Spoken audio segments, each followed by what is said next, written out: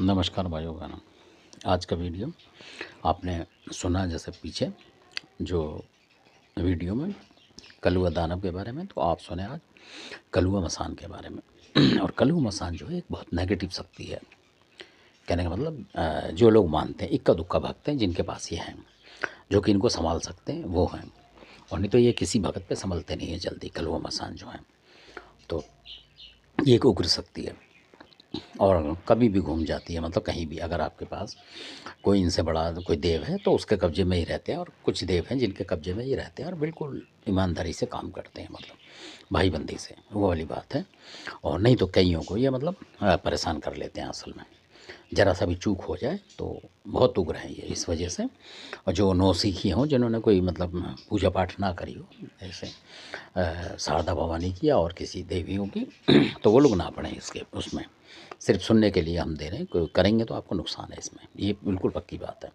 तो ये जो नेगेटिव शक्ति है और कलु मसान एक उग्र मसान है, बहुत ज़बरदस्त, और इसकी शक्ति बहुत ज़बरदस्त है। मतलब ताकत के हिसाब से बहुत ज़बरदस्त ताकत है, और आर पार की टक्कर लेने वाले हैं ये, मतलब। और कोई सा ऐसा काम नहीं जो ये ना करते हैं, सट कर्म मतलब ये करते हैं।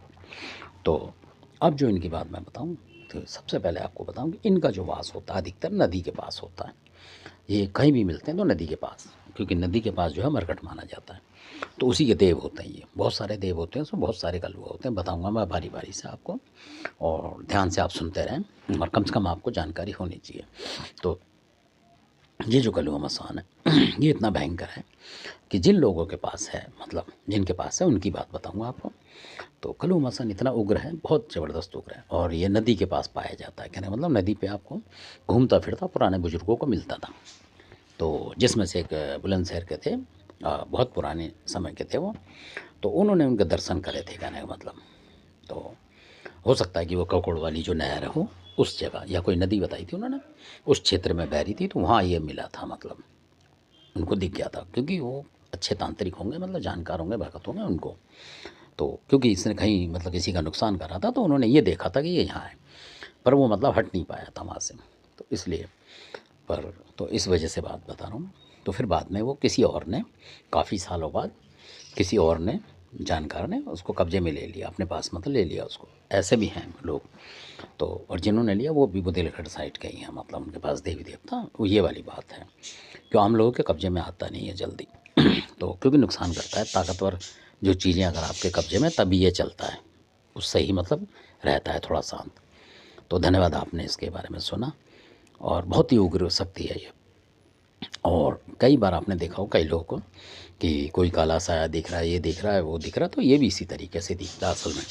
और कई लोगों को जो कपड़े होते हैं इसके काले होते हैं, जैसे पीछे जो कपड़ा होता है लहराता रहता है इस तरीके से, और काला घोड़ा होता है, कई लोगों को काले घोड़े पे दिखाई देता है ये असल में।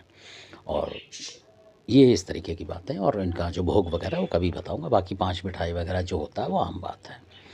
और ये जो है नदियों के आसपास के देवता है, मतलब कहने का मतलब कलुआ मसान जो है, इसलिए क्योंकि मरघट जो होता है बहुत ज़बरदस्त माना जाता है, तो इसलिए वहाँ की शक्ति है ये।